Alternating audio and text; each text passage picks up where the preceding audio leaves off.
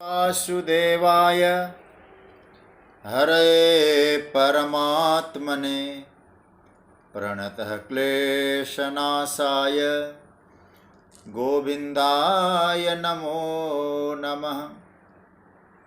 नमः परमहंसास्वादितचरणकमलचिन्मकरन्दाय भक्तजनमानसनिवासाय श्रीरामचन्द्राय। वागीशायस्य वदने लक्ष्मीर्यस्य च वक्ष्यसि यस्यास्ते हृदये संवित्तं नृसिंहमहं भजे। गुरुर्ब्रह्मा गुरुर्विष्णुर्गुरुर्देवो महेश्वरः गुरुस्साक्षात् परब्रह्म तस्मै श्री गुरवे नमः। भगवत चरण कमलानुरागी सभी आत्मीय प्रिय प्रभु प्रेमीजन, हमारे स्वाध्याय परिवार के सभी आदरणीय प्रभु प्रेमीजन, आप सभी को मेरा प्रणाम, वंदन, अभिनंदन। राधे राधे, जय श्री कृष्ण, जय सिया राम। हम लोग बड़े भाग्यशाली हैं कि स्वाध्याय परिवार के माध्यम से हम लोग विज्ञान का आश्रय लेकर, विज्ञान का माध्यम लेकर अपने घर पर भी बैठकर भगवत चर्चा का आनंद ले रहे हैं। यात्रा की इस आनंदमयी वेला में हम लोग श्रीमद् भगवद गीता के 11वें अध्याय पर चिंतन कर रहे हैं। प्रियजनों, 11वें अध्याय के चिंतन में हम लोगों ने ये देखा कि अर्जुन की योग्यता कितनी दिव्य है।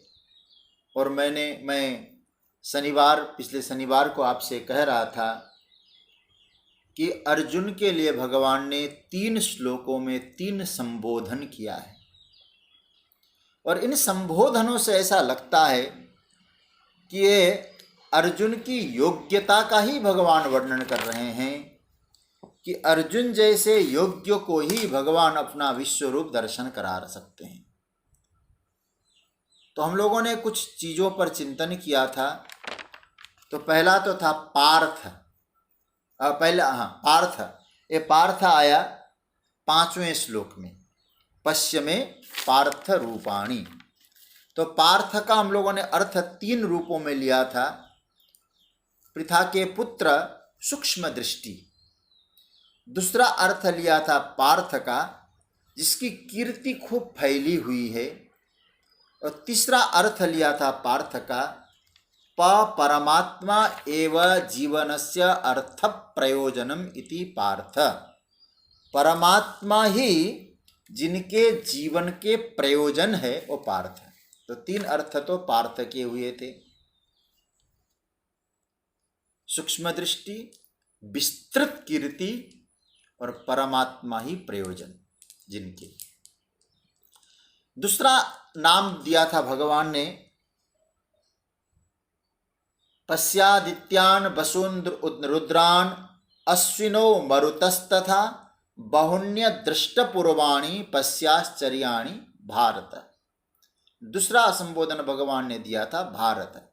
और भारत में हम लोगों ने खूब विस्तार से देखा था जागृत विवेक और प्रतिभा। ये 2 हम लोगों ने अर्जुन में भारत नाम का आधार लेकर दर्शन किया। लेकिन जो भगवान ने अर्जुन के लिए तीसरा जो नाम दिया है, इस श्लोक का हम लोग एक बार पुनः पाठ करते हैं, फिर हम लोग यात्रा को आगे बढ़ाएंगे। और ये सब इसका अर्थ अभी हम बता चुके हैं एक बार, फिर एक बार आपके सामने बता भी देते हैं। देखिए, इहैकस्थं जगत्कृत्स्नं पश्याद्य सचराचरम् मम देहे गुडाकेश यच्चान्यद् द्रष्टुमिच्छसि। इसका अर्थ बताया था, हे गुडाकेश, अभी हम इसका अर्थ करेंगे।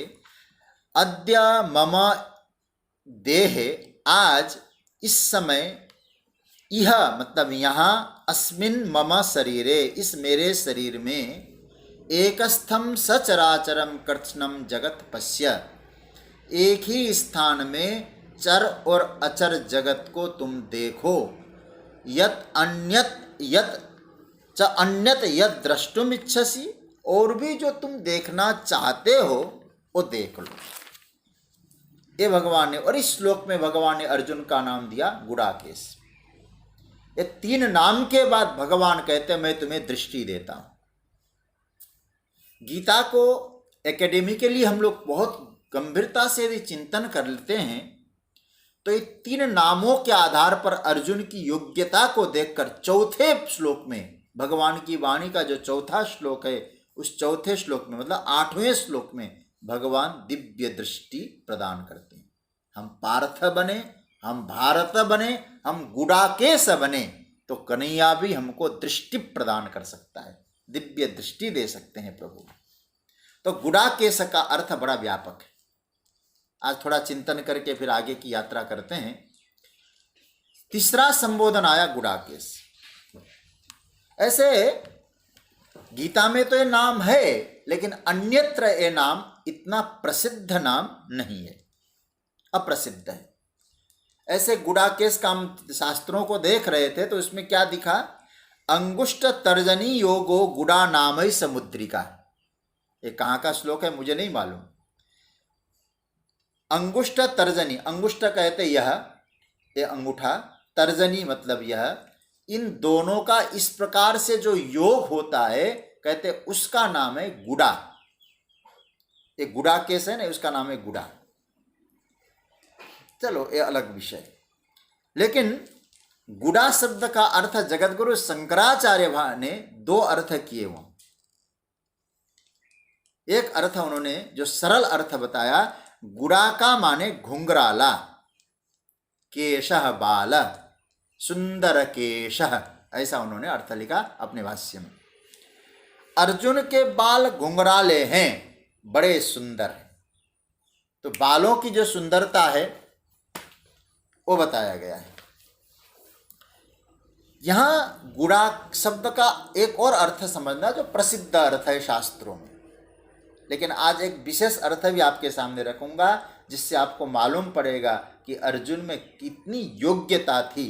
3 श्लोकों में 3 संबोधन करके चौथे में दृष्टि दे दें। गुडा शब्द का अर्थ, गुडा का शब्द का अर्थ है निद्रा। ईशः स्वामी, मतलब गुडा का निद्रा, निद्रया स्वामी। ईशः मतलब निद्रा पर अर्जुन का बस है। जब चाहे अर्जुन सो जाए, जब चाहे अर्जुन न सोए, निद्रा उन पर हावी नहीं है, अर्जुन के नियंत्रण में उसकी नींद है। ये गुडाकेश है।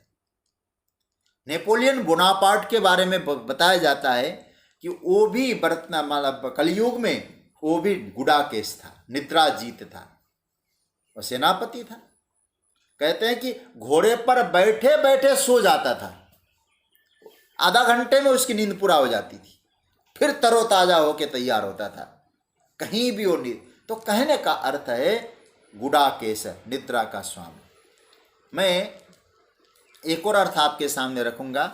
मेरे दादा गुरु परम पूज्य प्रातस्मरणीय स्वामी श्री अखंडानंद सरस्वती जी महाराज के कुछ भाव और मुझे अच्छे लगे, और कई अन्यत्र ग्रंथों से खोजकर प्रयास किया है कि इसको भी समझने जैसा है।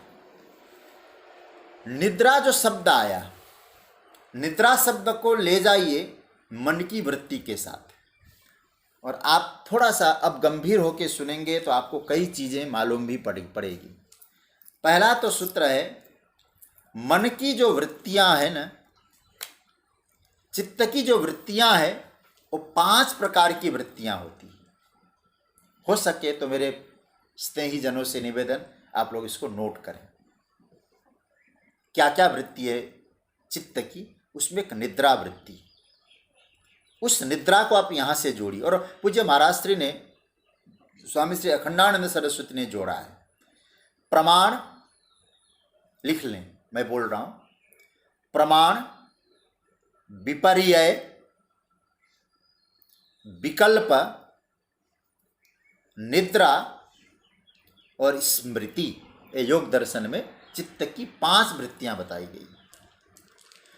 इसको थोड़ा सा संक्षेप में समझना तो निद्रा गुड़ाकेश का और अच्छी तरह से आप अर्थ समझ जाएंगे। प्रमाण वृत्ति, ऐसे प्रमाण के भी 3 भाग किए गए, प्रत्यक्ष, अनुमान और आगम। बड़ा व्यापक, मैं ये सब संजो रहा हूं। और हम लोग जब भक्ति योग पूरा करके 13वें अध्याय में जब ज्ञान प्रकरण में चले जाएंगे ना, तो ये सब वहां काम आएंगे। तो प्रत्यक्ष, अनुमान, आगम, ये प्रमाण वृत्ति है। तो प्रमाण वृत्ति 3 भाग छोड़ दीजिए। पहला है चित्त की वृत्ति में प्रमाण। प्रमाण किसको कहते हैं? आपको पक्का समझ में आ रहा है, दिखाई दे रहा है और आप उसको समझ रहे हैं अपनी बुद्धि के द्वारा, ये प्रमाण वृत्ति है। शास्त्र ने कहा, आपने अपनी बुद्धि से समझा। विपर्यय वृत्ति, विपर्यय वृत्ति कहते हैं मिथ्या ज्ञान को, अपने स्वरूप को न जानकर अन्य को अपना स्वरूप मानना, यह विपर्यय वृत्ति है। विकल्प वृत्ति, यह तीसरी वृत्ति है। केवल शब्द के आधार पर पदार्थ की कल्पना कर लेना, केवल शब्द के आधार पर, हाँ होगा, उन्होंने कहा है। जैसे कोई व्यक्ति आपसे आके कहे, मैं गया था भाई फलानी जगह, और वहां जैसे मैं गया था ना, आदमी लोग मिले और सब आदमियों के सर पे सींग लगे थे, तो आपने मान लिया। मतलब इसका नाम है विकल्प वृत्ति। फिर आती है निद्रा वृत्ति। निद्रा वृत्ति कहते हैं जो अज्ञान और अविद्या के अंधकार में जो फंसी हुई वृत्ति है, उसका नाम है निद्रा वृत्ति। और फिर स्मृति वृत्ति। स्मृति वृत्ति क्या है? आपने अपने अनुमान से, प्रत्यक्ष से कुछ देखा, अनुमान से कुछ सोचा, उसका संस्कार आपके चित्त में पड़ गया, यह है स्मृति वृत्ति। स्मृति अतीत विषया, मति आगामी गोचरा। मैंने एक दिन शायद कहा था, हमारे यहाँ जो है स्मृति किसको कहते हैं? स्मृति अतीत विषय। जब बुद्धि को हम स्मृति बोलते हैं ना, तो गई हुई बातों को याद करे वो स्मृति। और जब मति आगामी गोचरा, भविष्य के विषय में सोचने लगे, उसका नाम है मति। हम लोग तो सब जगह एक ही हाल डाल देते, मति स्मृति सब। जो पिछली बात को सोचे हो स्मृति, आगे वाली बात को सोचे हो मति, और स्मृति अतीत विषया, मति आगामी गोचरा, और बुद्धिस्त तात्कालिकी गया। इस समय जो बात आ जाए तत्काल की, उसका नाम है बुद्धि। और प्रज्ञा त्रैकालिक स्मृता। यदि प्रज्ञा वृत्ति आ जाए, तीनों कालों का बोध। तो प्रज्ञा मतलब तीनों काल का बोध, बुद्धि मतलब वर्तमान, मति मतलब आगामी, स्मृति मतलब अतीत। अतीत के संस्कार जहां पड़े वो चित्त की स्मृति वृत्ति है। तो 5 प्रकार की जो वृत्ति है, और आपने योग में एक सूत्र सुना होगा, योगश्चित्त वृत्ति निरोधः। योग का मतलब चित्त की वृत्ति का निरोध, वो योग है। जैसे चित्त की वृत्तियों का निरोध करने के बाद योगी लोग उस दृष्टा के स्वरूप में स्थित होते हैं, जो मैंने 6ठे अध्याय में बताया था, तदा द्रष्टु स्वरूप अवस्थान, दृष्टा के स्वरूप में अवस्थित होते हैं। वैसे ही अर्जुन ने भी निरोध वृत्ति का आश्रय लेकर, अर्जुन ने क्या काम किया? अपने लक्ष्य उस परम तत्व परमात्मा में अवस्थित हो गया। इसलिए अर्जुन को ने गुडाकेश है, ये अर्जुन के अधिकार का सूचन है, क्योंकि अर्जुन मन की वृत्तियों से परे है, मन की वृत्तियों को जीत लिया है, संकल्प विकल्प से ऊपर उठ चुका है। गुडाकेश का एक और बड़ा अच्छा अर्थ आपके सामने आज रखने का मन हो रहा है, और आप उसको भी आप समझ जाएंगे। गुडम ब्रह्मांडम आपनोति व्यापनोति इति गुडाकः शिवः स ईशो यस्य, बहुब्रीहि समास। मतलब क्या हुआ, जो ब्रह्मांड को व्याप्त करके बैठे हैं जो, उनका नाम है शिव। वे शिव जिनके ईश है, जिनके इष्ट है, जो जिनकी जो उपासना करता है उनकी, वो गुडाकेश है अर्जुन। क्यों? इसका अर्थ हुआ कि वो अर्जुन शिवोपासक है, मतलब शिव जिनके ईश है। अर्जुन बड़े वीर है। आप एक बात कह दो, अर्जुन ने अपने युद्ध कौशल से शिव को प्रसन्न किया। बिल्व पत्र चढ़ा के नहीं किया है, पानी पर जल चढ़ा के नहीं किया है, मंत्र जप करके शिवजी को प्रसन्न नहीं किया है, शस्त्र धारण करके युद्ध कौशल से शिव को प्रसन्न किया।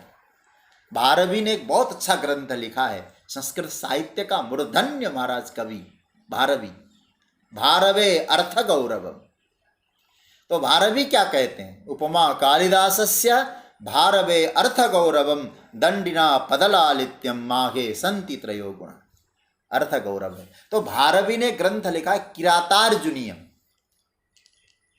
उस किरातार्जुनीयम में किरात और अर्जुन के बीच का जो सुंदर स्वरूप का वर्णन है, क्या सार्थक वर्णन है।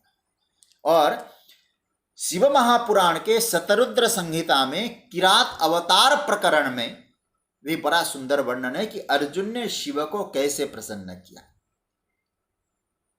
और शिव को प्रसन्न करके शिव से अर्जुन ने पाशुपतास्त्र प्राप्त किया।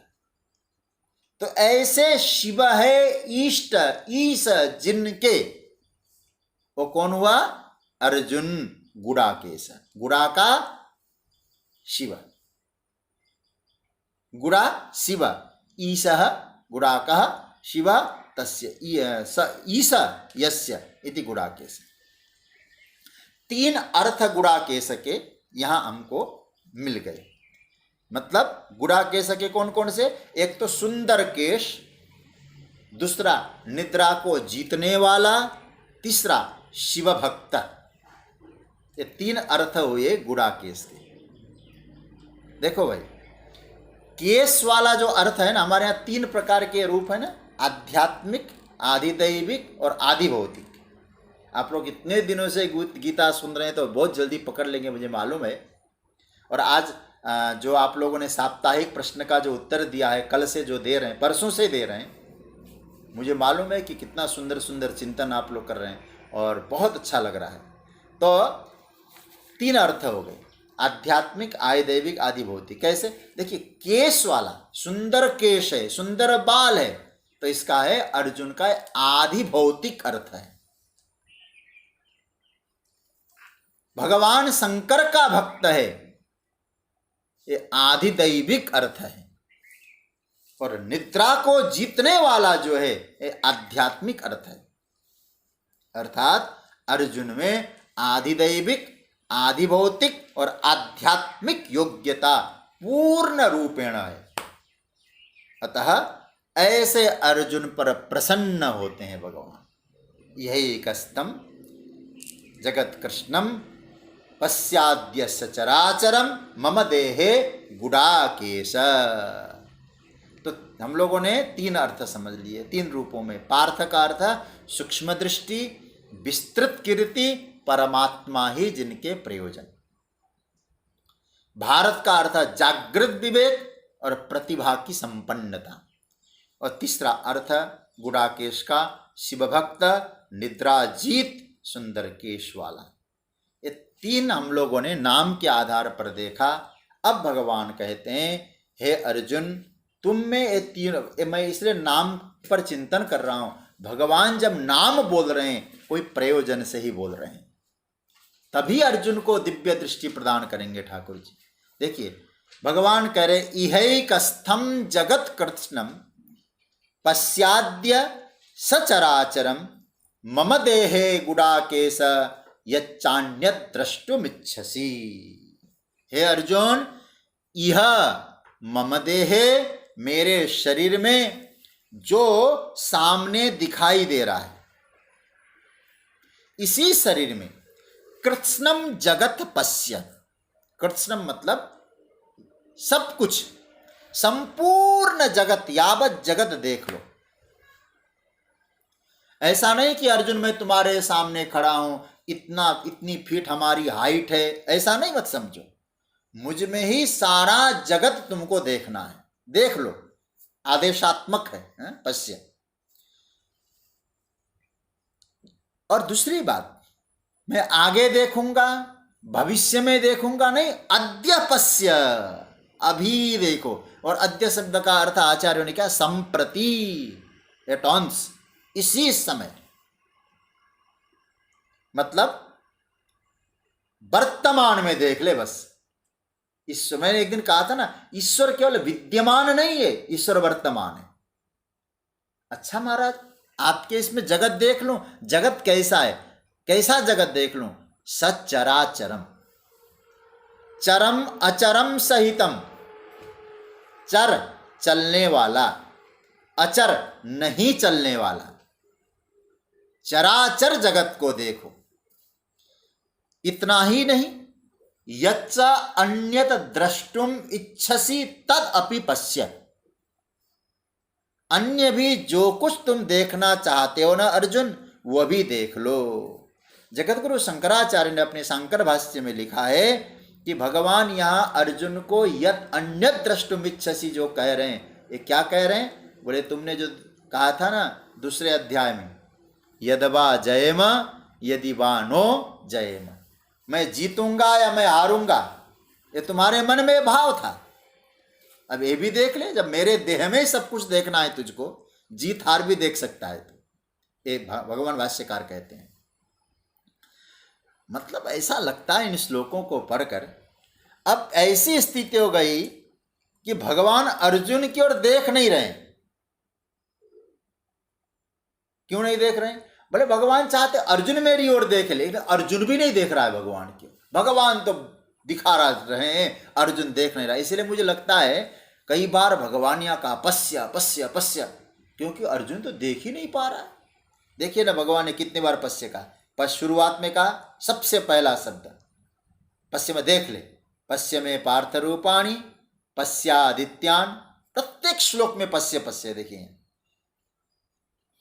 हम लोग देखते हैं 5वें श्लोक में भी पश्य आया, 6ठे श्लोक में भी पश्य आया, 7वें श्लोक में भी पश्य आया, और 8वें श्लोक में भी पश्य आया। आप विचार कर सकते हैं इन श्लोकों की महिमा कितनी है। दृश्य प्रेक्षणे धातु से पश्य बनता है। आप अंडरलाइन करिए और चिंतन करिएगा, कई बार आप लोगों को नए नए भाव मिलेंगे। हर बार क्यों कह रहे हैं भगवान देख ले देख ले देख ले? अरे एक बार कह दिया देख लेगा। अरे आप जैसे आप जाते हैं, कहा जाता है ना अब सिनेमा देख लो, आप बैठ गए सिनेमा, हालांकि कहने की भी जरूरत नहीं पड़ती, लेकिन भगवान दिखा रहे हैं और बार बार कह रहे हैं देख ले देख ले देख ले देख ले। हर श्लोक में 5वें श्लोक से लेके 8वें श्लोक तक हर श्लोक में पश्य पश्य पश्य। आप पकड़ लेना, पश्य में पार्थ रूपाणी और पश्यादित्यान वसुनुद्रान, अभी पश्य, और यही कस्तम जगत कृष्णम पश्याद्य, और फिर पश्य में योगम ईश्वरम। हर जगह पश्य पश्य। एक गीता को पुस्तक साथ हाथ में लेकर आप बैठेंगे ना, तो नए नए रूप देखते जाएंगे आप, और कृष्ण के प्रति श्रद्धा रखिएगा और गीता का चिंतन करिए, श्री कृष्ण स्वयं अर्थ खोलते जाएंगे आप। और मुझे भरोसा है, अनुभव किया हूं, इसलिए आपसे कह रहा हूं। सज्जनों, भगवान कह रहे हैं देख ले, सचराचरम कृत्स्नम जगत मम देहे पश्य। और आपके देह में, बोले नहीं, देह की बात तो एकस्थम पश्य,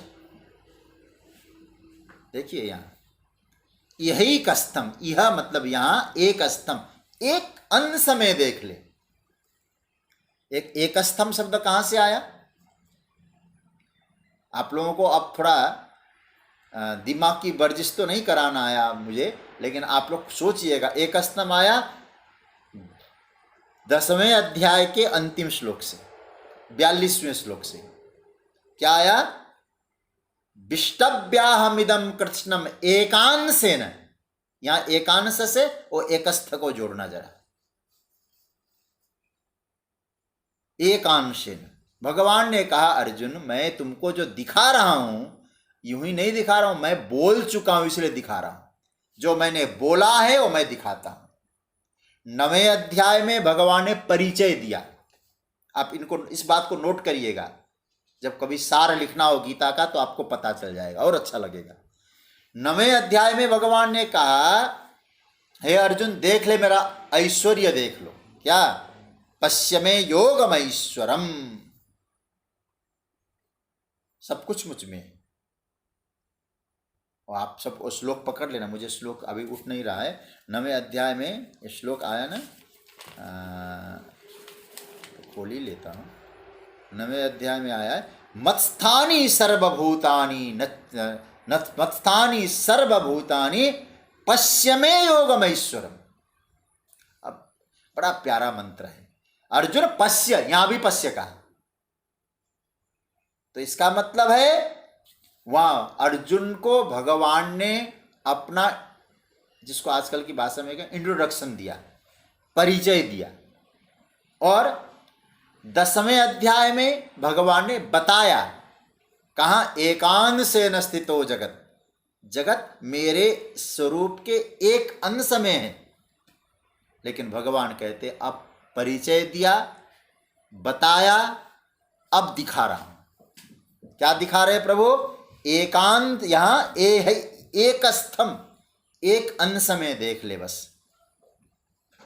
मैंने वादा किया था, विष्टव्याहमिदं कृत्स्नम एकांशेन स्थितो जगत, कहा था, अब दिखा रहे हैं। आप लोग कभी कभी बोलते हैं ना कि जो वादा किया वो निभाना पड़ेगा। जो भगवान भी सोचते हैं मैंने अर्जुन के सामने वादा किया था, अब मैं दिखा रहा हूं। जो बताया वो करके दिखा रहा हूं, जो बताता हूं वो करता हूं। अब देखो, अब मुझे इन श्लोकों से जब देखता हूं तो मुझे लगता है कन्हैया ने जो कहा है वो करता है, वादा किया है पूरा करता है। अब भले हम लोग 10 बार रटते हैं, जो वादा करते हैं ना वो हम पूरा करते हैं। मैं तो इतना ही कहूँगा सज्जनों, आप लोग प्रभु की वाणी पर यकीन करिए, भरोसे करने लायक तो केवल परमात्मा है। ब्रजवासियों की रक्षा करूंगा कहा, किया। और कैसे किया?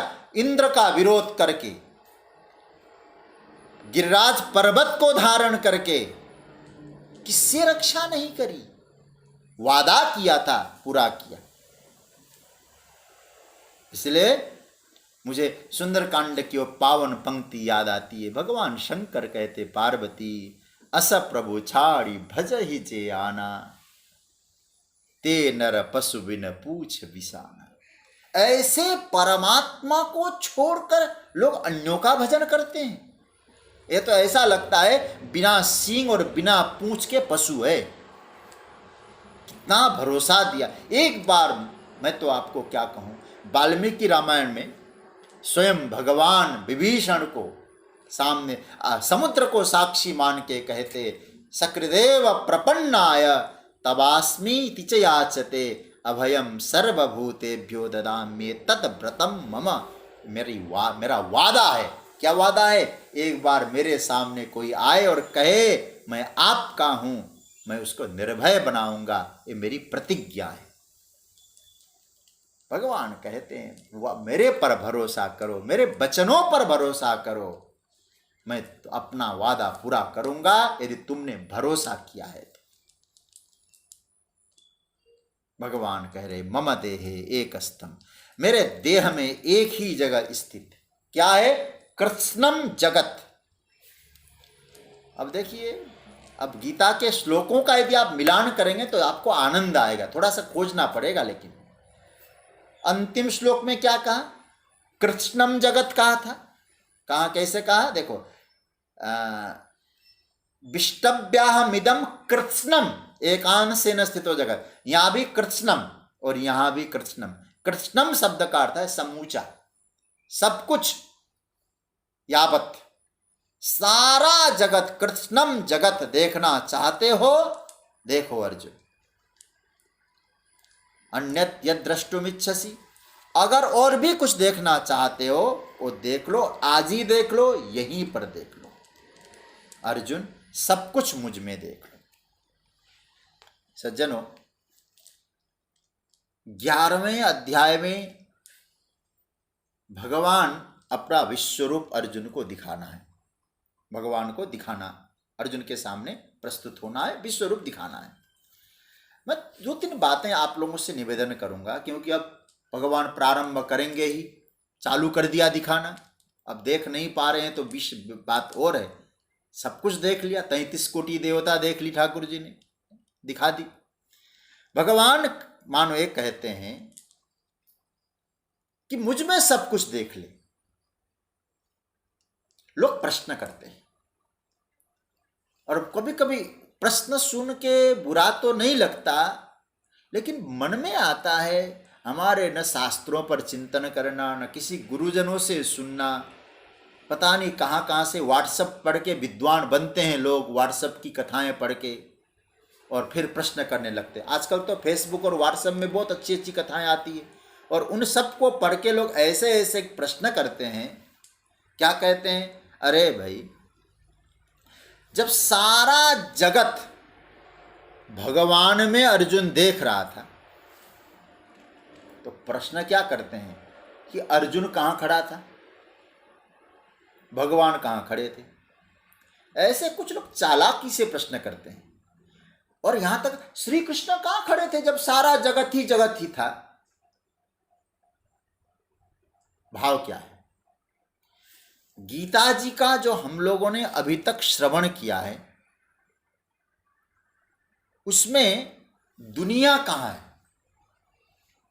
थोड़ा सा आप लोग चिंतन करिएगा, क्योंकि मुझे मालूम है मेरे श्रोता सभी सुधी श्रोता है, इसलिए दुनिया कहाँ है तो आप लोग सिद्धांततः समझ लीजिएगा, दुनिया दुनिया में नहीं है, जगत जगत में नहीं हो सकता। जगत चिन्मय प्रभु में है, परमात्मा में है, श्री कृष्ण में है, मेरे मालिक में है। सोचिए, अगर दिखाना है तो कहां दिखाएंगे भाई? कहां दिखाएंगे यदि दिखाना है तो? याद रखना, जैसे छोटा बालक होता है ना, अब छोटे बालक को आप लोग पढ़ाते हैं, और पढ़ाते समय बेटा टीथ, और दांत यूं करके दिखाता है, नोज उंगली ले जाके नाक में रखता है, आई ऐसा करके आंख दिखाता है। तो क्या मतलब हुआ?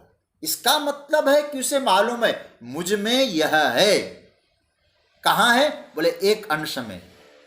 आप समझ रहे होंगे बात, एक अंश में है। तो भगवान के लिए जगत कहां है? एकांशेन यही कस्थम। यह जब स्पष्ट बात आ रही है एक अंश में है, तो समूचा जगत श्री कृष्ण के एक छोटे से अंश में है। तो दिखाएंगे कहां? अरे भाई, जहां होगा वहीं तो दिखाना होगा। गोस्वामी तुलसीदास जी कहते, कृष्ण में क्या खोजोगे, प्रभु में क्या खोजना? रोम रोम प्रति लागे कोटि कोटि ब्रह्मांड। अब इससे बड़ी बात क्या हो सकती है?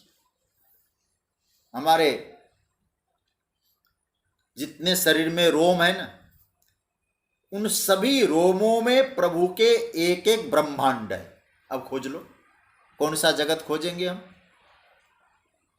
तो कहने का अर्थ है, गीता का अभिप्राय समझना है हमको। यहां गीता पढ़ रहे हैं तो विश्वरूप दर्शन से पहले हमको गीता का अभिप्राय क्या है विश्वरूप का। देखिए, चेतन में जगत को जगत दर्शन कराना है। मतलब चेतन तत्व कौन है? श्री कृष्ण है, भगवान है, परमात्मा है। अच्छा, ऐसे परमात्मा जो चेतन तत्व है, उनको खड़े होने के लिए कोई जगह की आवश्यकता नहीं। मैं आपको एक बुरा मत मानना आप लोग, भगवान श्री कृष्ण को खड़े होने के लिए यदि आपने जगह को खोजना चालू कर दिया तो मैं एक बात तो कह सकता हूं, आपने श्री कृष्ण को एक मनुष्य माना है, एक सीमित रूप में, एक परिधि के रूप में आप एक व्यक्तित्व माना है। और मैं एक निवेदन आपसे जरूर करना चाहूंगा सज्जनों, व्यक्ति कभी पूरा नहीं हो सकता है। जब व्यक्ति बना दिया आपने, उसमें पूर्णता नहीं आ सकता, नहीं आ सकती कभी। व्यक्तित्व हमेशा अपूर्णता में है। अब हम लोगों ने सोचा कृष्ण को खड़े होने के लिए जगह चाहिए, तो कृष्ण को आप मनुष्य क्यों बनाते हैं? तो समनुष्य बना दिया। अरे अब एक बात और कहूं, यदि मनुष्य ही देखना था अर्जुन को, तो पहले से तो अर्जुन भगवान खड़े थे मनुज आकृति में। तो इसका मतलब है अर्जुन के पूछने की जरूरत ही क्या थी कि महाराज मैं विश्वरूप दर्शन करना चाहता हूं। अरे तू देख ही तो रहा था श्री कृष्ण में। इसलिए परमात्मा श्री कृष्ण परम चैतन्य है, उनको व्यक्ति मानना यह सबसे बड़ा भूल हो जाएगा यदि आप गीता सुन रहे हैं। और अवयव संपन्न मानना भी गड़बड़ हो जाएगी। केवल अवयव के आधार पे देखेंगे, बोले वो हाथ कान नाक वाला, ये नहीं, कृष्ण परम चैतन्य। वेदांत तो ये कहता है।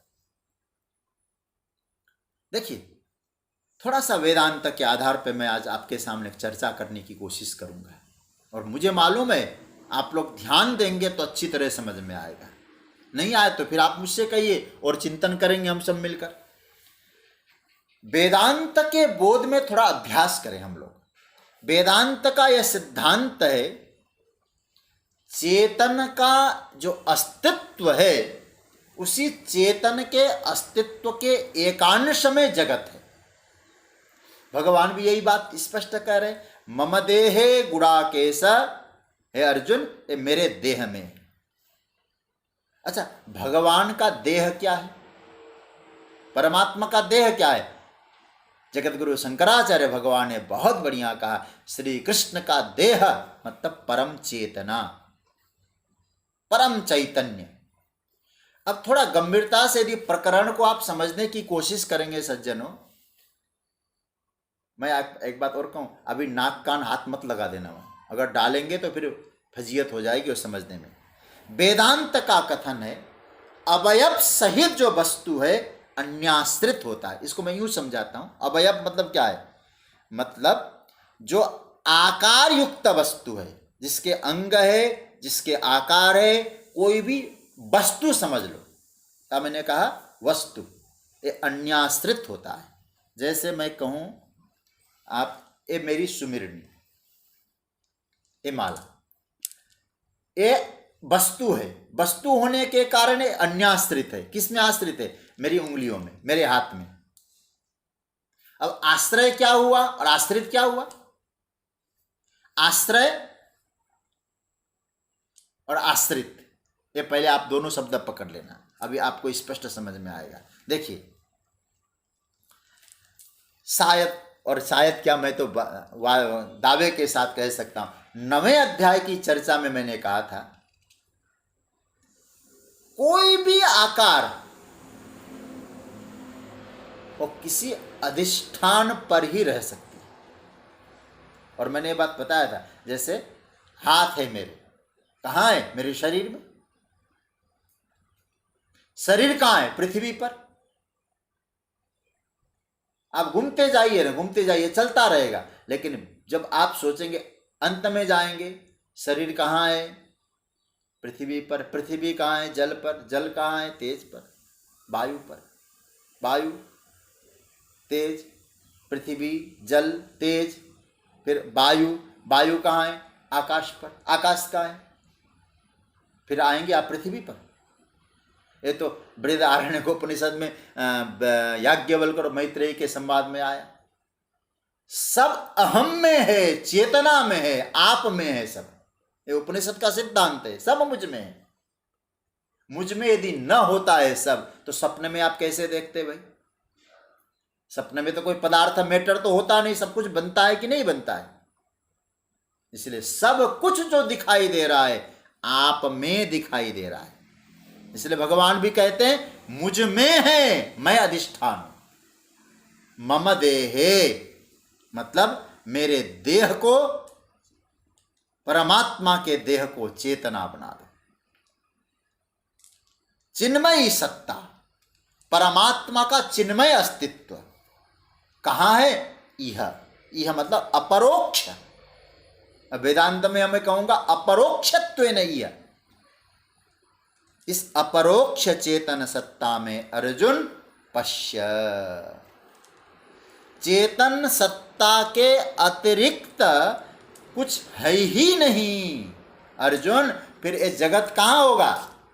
उसी चेतन सत्ता में दिखाई देगा। अगर कोई जगत में विश्वरूप देखना चाहेगा, आप ध्यान से समझना, मैं आपको एक महत्वपूर्ण बात की ओर आपका ध्यान चाहूंगा।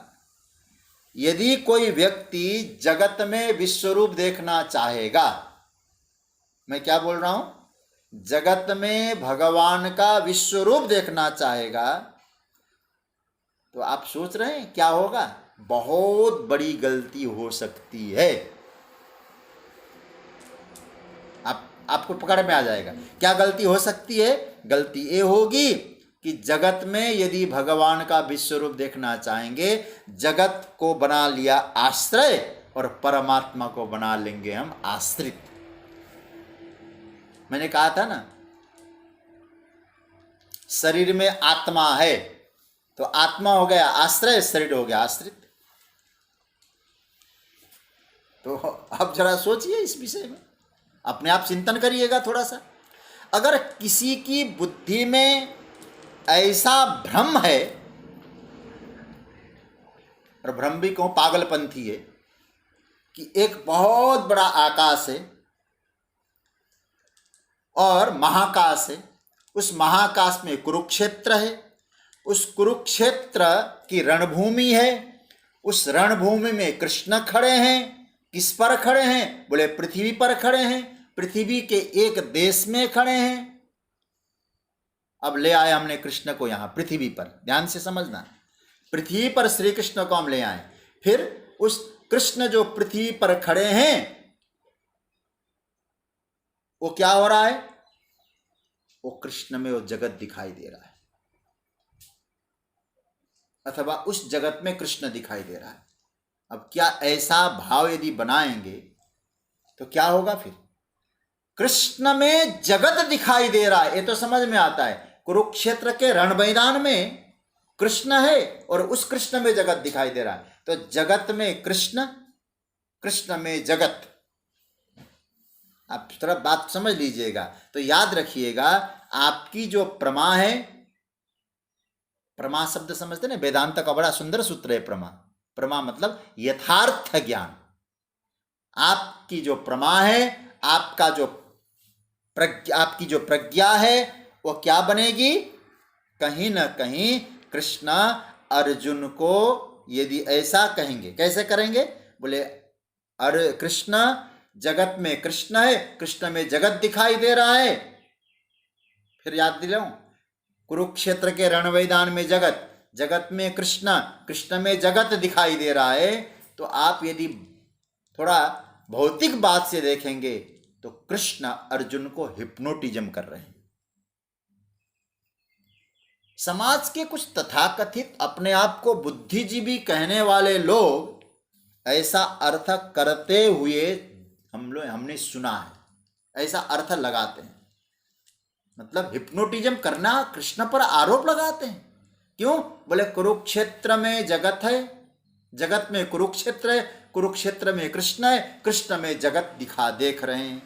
जादूगर का खेल है। याद रखना सज्जनों, आप सोचिए जरा, कृष्ण क्या जादूगर है? उनमें संगति लगती है क्या? फिर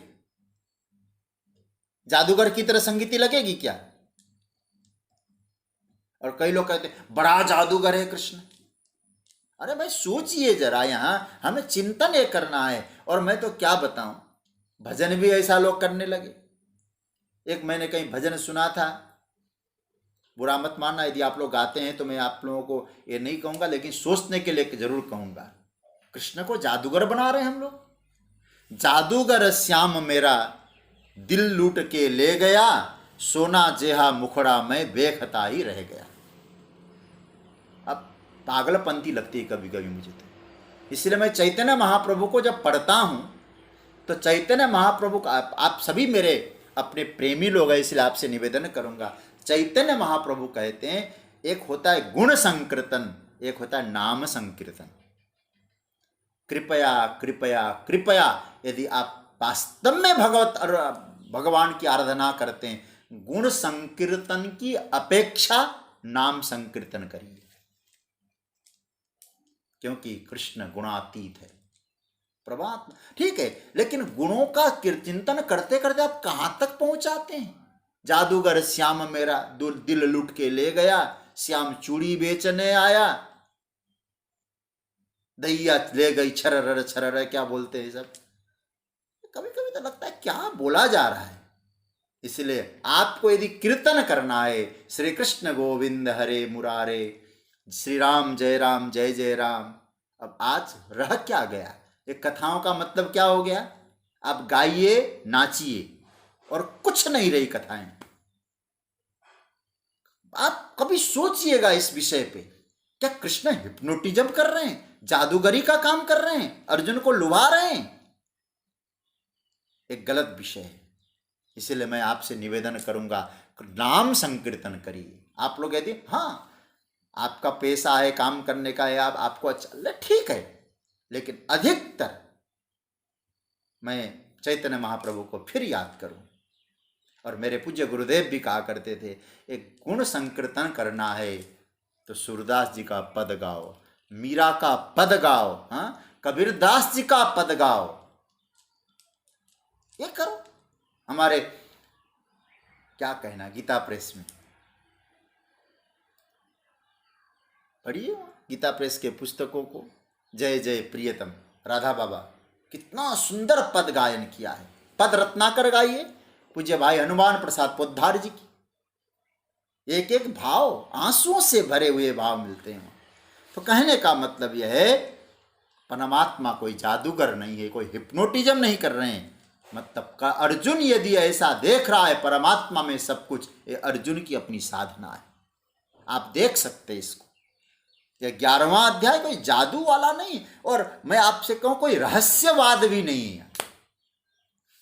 अगर इतनी आप लोग मन में लेके चले ऐसी बातें, तो आप लोग समझ जाएंगे यह शुद्ध प्रमा का प्रकाश है, यथार्थ ज्ञान का प्रकाश है। वेदांत की प्रज्ञा में ऐसा ही दिखता है। हमारे जब मंत्र बोलते हैं ना, सर्वम में वेदम, क्या बोलते हैं, वेद का मंत्र है, पुरुष ए वेद गुं सर्वम जदभूतम जच्च भाव्यम। वहां कोई श्रुति का मंत्र है भाई। मुंडक उपनिषद में बड़ा प्यारा मंत्र आया है। मुंडक में श्रुति ने तो बार बार इस बात को कहा है। कौन सा मुंडक है? ये द्वितीय मुंडक। कहते हैं पुरुष एवेदम विश्वम कर्म तपो ब्रह्म परामृतम एतद्यो वेद निहितम गुहायाम सो अविद्या ग्रंथिम विकिरती है सौम्य। बड़ा प्यारा मंत्र है। इसमें क्या कहा गया है? पूरे विश्व प्रपंच का जो उत्पत्ति स्थल है वो परमात्मा है। अरे भाई, जो विश्व प्रपंच का उत्पत्ति स्थल है, स्थिति काल में मतलब पालन काल में जो चल रहा है, उस अवस्था में आप सोचिएगा सारा प्रपंच कहाँ है? उसी में ही तो निहित है। मतलब समझ रहे होंगे आप लोग। मतलब क्या मैं कहने जा रहा हूं, पूरे विश्व प्रपंच का जो उत्पत्ति स्थल है, प्रारंभ स्थल, स्थिति काल में सारा प्रपंच, वर्तमान काल में पालन काल में सारा प्रपंच कहाँ रहता है? उत्पत्ति स्थल पे ही तो रहेगा, वहीं तो रहेगा, कहाँ अन्यत्र रहेगा। अरे भाई, सर्प, रस्सी में सर्प है तो हम देख रहे हैं वर्तमान काल में, स्थिति काल में कहाँ है सर्प, कहाँ है? आप सोचिए, बिना रस्सी के अधिष्ठान के आप सर्प देख पाएंगे क्या? अब हमको देखना क्या है? याद रखना, विश्वरूप दर्शन माने क्या? वेदांत के अनुसार जो स्थिति में, वर्तमान में विश्व वही है जहां से उत्पन्न हुआ, स्थिति काल में भी वही है, इसलिए और प्रलय काल में भी वही लीन होगा। बस कोई न चमत्कार है न कुछ है, इस रहस्य को समझना। और याद रखना, प्रज्ञा के नेत्र से वो दिखाई देता है, सबको नहीं दिखाई देता होगा, इसीलिए कन्हैया को कहना पड़ता है दिव्यम ददामि ते चक्षु पश्य में योगमैश्वरम। दिव्य मतलब क्या है, अभी भगवान करेंगे आगे के श्लोक में, अभी तो इसी श्लोक के आधार पर मैं आपसे निवेदन कर रहा हूं। आपको परमात्मा का विश्वरूप देखना है, केवल प्रज्ञा में, केवल प्रमा के आधार पर देख सकते हैं। यदि प्रमा का आधार नहीं तो आपको कहना पड़ेगा, क्या होगा? बोले भगवान ने कहा है मैं आंख दे दूंगा, उन आंखों से तुम देख लोगे। दिव्यम ददामि, दिव्यम ददामि का क्या आंख देंगे? इंतजार करो फिर द्वापर युग का, कन्हैया अवतार लेंगे, गाय चराने जाएंगे, हम कन्हैया के साथ जाएंगे, उस समय फिर कहीं युद्ध होगा, हम भी जाएंगे वहां कृष्ण का ये सब मतलब व्यापक सोच नहीं मान सकते। क्या होना चाहिए? इसका ये होना चाहिए, हमारी साधना दिव्य है और हमें वो प्रमा की जागृति हो जाए तो कहाँ दिखाई देगा? यही कस्थम, आप जहाँ है वहीं दिखाई देगा, क्योंकि श्री कृष्ण सर्वरूप में है, सर्वरूप में है, जगत में कृष्ण नहीं है, सीधी सी बात है, कृष्ण में जगत है। कैसे कहेंगे हम लोग? कृष्ण में जगत है, जगत में कृष्ण नहीं है। अब इसको वेदांत के अनुसार कहूं, सर्प में रस्सी है कि रस्सी में सर्प है? आप कहते सर्प में रस्सी दिखाई, अरे भैया नहीं, रस्सी में सर्प दिखाई दे रही है। इसलिए ये जो दिव्य दृष्टि का मतलब कोई आंख वाँख वाली बात थोड़ा सा अलग विषय है। दिव्य दृष्टि को यदि आप समझना है, 5 मिनट का टाइम है हमारे पास, केवल आपसे एक निवेदन करूंगा, थोड़ा सा समझना। श्रीमद् भगवद गीता के इसी 11वें अध्याय का आप थोड़ा सा आगे बढ़ेंगे ना, 53वां और 54वां मंत्र जरा आप देख लें, दिव्य दृष्टि भी समझ में आ जाए। मैं इस श्लोक में अभी जा नहीं रहा हूं, थोड़ा सा चिंतन ही कर रहे हैं हम लोग। देखिए, दिव्य दृष्टि, दिव्य विश्वरूप में जाना है ना, थोड़ा सोच के समझना है। भगवान कहते हैं, पहले 53वां देख लीजिएगा, नाहम वेदैर न तपसा न दानेन न चेज्यया शक्य एवं विधो द्रष्टुम दृष्टवानसि माम यथा। इसका अनुवाद पढ़ लो। यह जो रूप दर्शन किया है अर्जुन तुमने, यह किस चीज से नहीं देखा जा सकता। इस श्लोक में कहा 53वें, इस श्लोक 53वें में आगे आप लोग एक हेडिंग डाल सकते हैं, किस चीज से विश्वरूप नहीं देखा जा सकता, या आप ऊपर इसके मायने लिख सकते हैं। अब नीचे वाले श्लोक में 54वें श्लोक में आप लिख लीजिएगा, किस चीज से देखा जा सकता है विश्वरूप। तो 2 बातें भगवान ने कही, ना हम वेदै न तपसा में किस चीज से नहीं देखा जा सकता, और किस चीज से देखा जा सकता है। भगवान कहते हैं, क्या दिव्यम ददामि चक्षु ही है क्या? नहीं, इसको थोड़ा सा आप लोग मिलाइए, बहुत अच्छा लगेगा। भक्त्या त्वनन्यया शक्य अहमेवं विधुर्जुन ज्ञातुम द्रष्टुम च तत्वेन प्रवेष्टुम च परंतर। अब आपके पास दिव्य दृष्टि आज मिल रही है।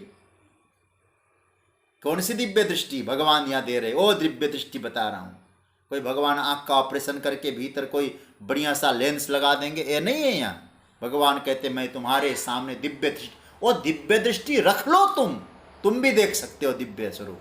क्या दिव्य दृष्टि है? भक्त्या तु अनन्यया, अनन्य भक्ति परमात्मा के दर्शन के लिए दिव्य दृष्टि है। ये लो, भगवान कहते हैं अर्जुन दिव्यम ददामि ते चक्षु, तुम्हारी जो भक्ति है ना, उस भक्ति से मैं तुम्हारे ऊपर कृपा दे रहा हूं। भक्ति तुम्हारी है और दर्शन की योग्यता उसी से तुमको मिल रही है। क्या भाव है इनमें। इसलिए जो दिव्य चक्षु है और 54वें श्लोक से मिलना चाहिए। जो भगवान जो विश्वरूप दर्शन के लिए दिव्य दृष्टि है ना, वो दिव्य दृष्टि कौन से देख सकते हैं? 54वें श्लोक से मिलाइए, भगवान की दिव्य भावमयी भक्ति ही दिव्य दृष्टि है। ये नहीं कहते हैं यहां हम लोग तो क्या आ गए, बोले महाराज हमारे सर पे हाथ रख दीजिए ना गुरुजी, हमारा काम बन जाएगा। ये चमत्कार वाली बात तो गीता ने कभी कही नहीं। हम लोग आसान मानते हैं ऐसे, हाथ रख दो, ये कर दो, वो कर दो, काम बन जाए हमारा। भगवान कहते तुम योग्य बनो और अनन्य भक्ति तुम्हारे में हो, अपने आप देख लोगे मुझे। इसलिए दिव्य दृष्टि का आज एक अर्थ मैं आपसे कह रहा हूं, क्योंकि फिर भगवान कहेंगे, कल शायद हम लोग इसकी चर्चा करेंगे। दिव्य दृष्टि मतलब है अनन्य भक्ति। भक्त्या त्वनन्यया शक्य, वो अनन्य भक्ति नहीं है तो वेद से भी नहीं होगा, ना हम न तपस्या से नहीं होगा, ना हम वेद न तपसा, न दाने न दान से भी नहीं होगा, इज्जया मतलब यज्ञ से भी नहीं होगा। क्या हो, कैसे होगा? अनन्य भक्ति से होगा। और दान ज्ञान वेद ये सब कैसे? भक्ति पर आधारित हो तो इससे भी चल जाएगा। लेकिन भक्ति विहीन ज्ञान, भक्ति विहीन दान, भक्ति विहीन यज्ञ और परमात्मा का साक्षात्कार कराने में समर्थ नहीं है। भगवान क्या बोलते हैं? भक्त्या तु अनन्यया शक्य। हे अर्जुन, अहम एवं विधम द्रष्टु शक्य, मैं इस तरह से देखा जा सकता हूं, ऐसे मुझे तुम देख सकते हो। हे अर्जुन, जैसे अब पूरा मैं इसको पूरा करता हूं, अभी थोड़ा सा 1-2 मिनट इधर उधर हो जाए, धैर्य रखिएगा। भगवान कहते अर्जुन, जैसा तुमने देखा वैसा किससे देखा जा सकता है? फिर कह दो अनन्यया भक्त्या, अनन्य भक्ति से। और ज्ञातुम केवल देखा जा सकता है? बोले नहीं। क्या कहते हैं? अनन्य भक्ति से न केवल देखा जा सकता बल्कि ज्ञातुम जाना भी जा सकता है। और तीसरा प्रवेशुम, उस तत्व में साधक का प्रवेश भी हो सकता है। ज्ञातुम कैसे? ज्ञातुम शक्य, द्रष्टुम शक्य और प्रवेष्टुम शक्य। यह है एक 11वें अध्याय का एक बहुत बड़ा सौंदर्य। और एक बात और कह दूं, अर्जुन ने तो देख लिया, हम देख पाएंगे कि नहीं? मैं तो आपसे ही कहूंगा, भगवान ने क्या बढ़िया बात कही है। भगवान एवं विधा, देखिए सप्त देखना, भक्त अहम एवं विधोर्जुन, एवं विधा, इस प्रकार से का मतलब क्या हुआ? जैसे तुमने देखा ऐसा अब कोई देख नहीं पाया, न भविष्य में देखेगा। तुम ही पहले व्यक्ति थे, तुम ही अंतिम व्यक्ति हो, एक गीता ने नहीं बोला है। समझ रहे हैं ना? केवल एक कह रहे भगवान कि अर्जुन तुमने जो देखा है दूसरा नहीं एवं विधा, इस प्रकार से कोई भी देख सकता है। गीता जी क्या कहना चाहते हैं? गीता जी कहना चाहते, देखो अर्जुन, इस तरह से कैसे? अनन्य भक्ति से कोई भी देखा जा सकता है। और अनन्य भक्ति हो तो आपके पास दिव्य दृष्टि उपस्थित हो जाए और भगवान की पहचान हो जाएगी। ये भगवान कहते हैं। आगे और चिंतन करेंगे। आज की चर्चा यहाँ विराम दूं। मैं निवेदन ये करूँगा